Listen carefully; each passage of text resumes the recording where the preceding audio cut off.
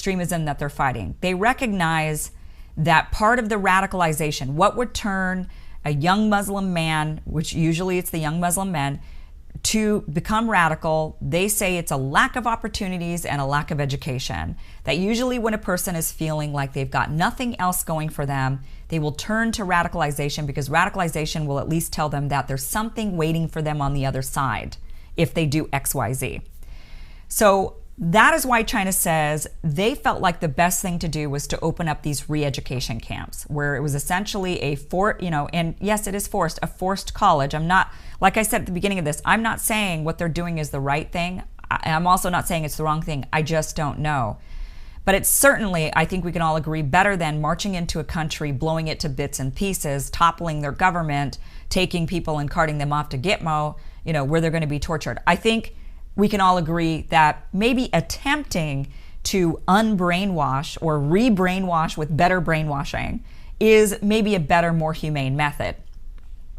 So what they're trying to do, they said, is we put them in the camps, we educate them, we give them opportunities, we give them skills, education, and de-radicalize them. They say what they're doing in these camps is teaching them Islam, but they're just teaching, they found that many of these radicals didn't really know anything about Islam. They were taught this extremist version of it, and they couldn't really answer basic questions about Islam, and so they're trying to get them to follow a more mainstream form of Islam, a non-radical, which is the majority of Islam. So regarding reports of torture or abuse, it's really hard to verify. So that could be going on in these camps as well. Hard to verify. Obviously, there is an effort by the Wahhabi community to get China to stop taking away their people and unbrainwashing them. So obviously, they would have an incentive to claim that there's something really terrible going on in these camps. So I think, like I said, there very well could be, but we should be at least open and honest and keep our eyes open as to what might actually be a motive for somebody to be claiming that. The West also has a real win-win situation by demonizing China in this situation. One, it could force China to stop, which means the extremism continues and destabilizes like it does in other countries. We've seen this, and it's a good working strategy. If you want to keep a country down, if you want to keep a country from rising up and gaining power, then you need to keep some infighting, a bit of a civil war going on. Look what happened to Syria. Look what's gone on in Afghanistan. You've got Lebanon, Egypt. You've got a lot of nations that when there's unrest going on, they're a bit unstable. And if you can really ramp up that civil unrest, then you end up with a civil war, and you end up with factions taking over areas of the country, and it's sucking up all the time and energy of that nation. So one, it's a really good strategy if you want to destabilize China. If you think China's your competitor, then it is a win-win situation to demonize China, because if they stop, then they end up with this extremism problem. If they don't stop and they continue to try to re-educate and get these people to think in a different way, then they can continue to paint China as a monster that we must defeat, and even set up possible regime change attempts. So it gets the American people on the side of China's a monster, China's terrible, so this could create a new Cold War with China, which of course obviously is good for the military business.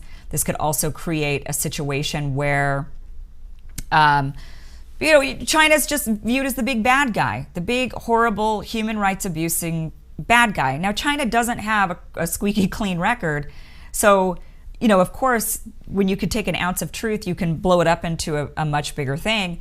And because China has such a history of, they're hell-bent on this one China policy. So Tibet and Taiwan and Hong Kong, you've got all of these regions of China that would like to have more autonomy, and China's clamping down on that. They don't want them to have autonomy, or they're demanding that they don't have autonomy.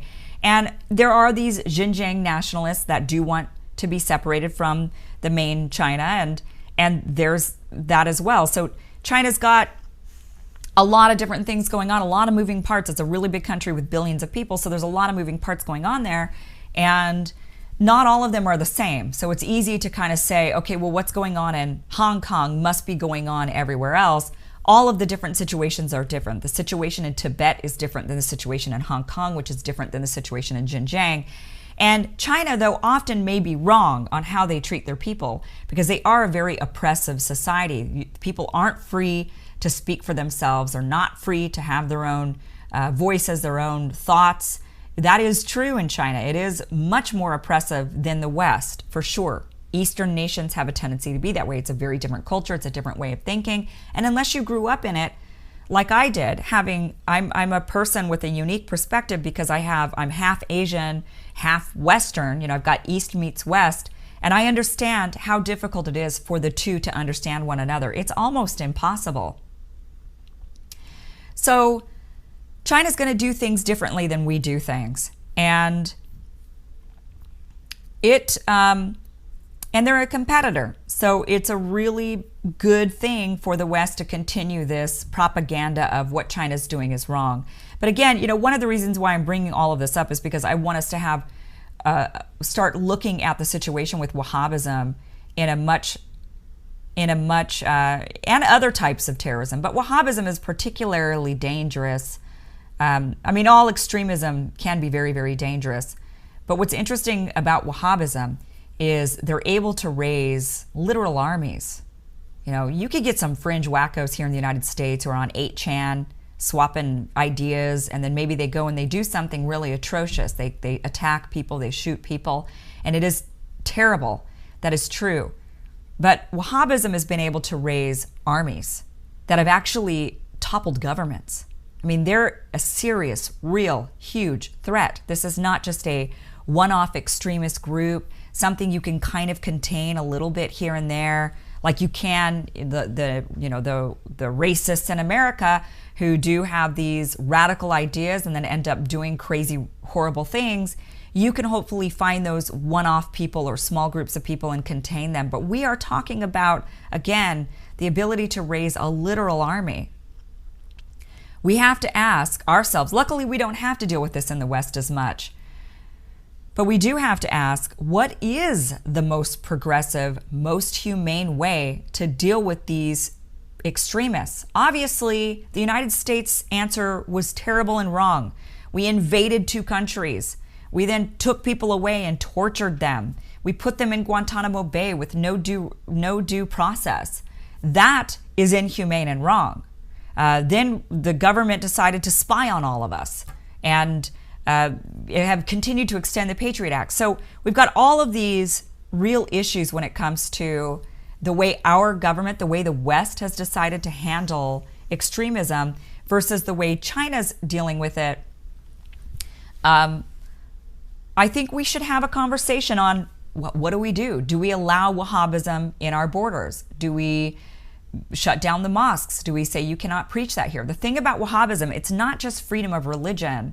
We are talking about a religion that actually, this form of Islam, and it's a very small, little minority group of this, they teach violence. It really does propagate violence. They're saying everybody is an infidel that doesn't believe in our way, and they deserve to die a violent death. So you can practice your religion, and I think all of us are open. We all want freedom of religion.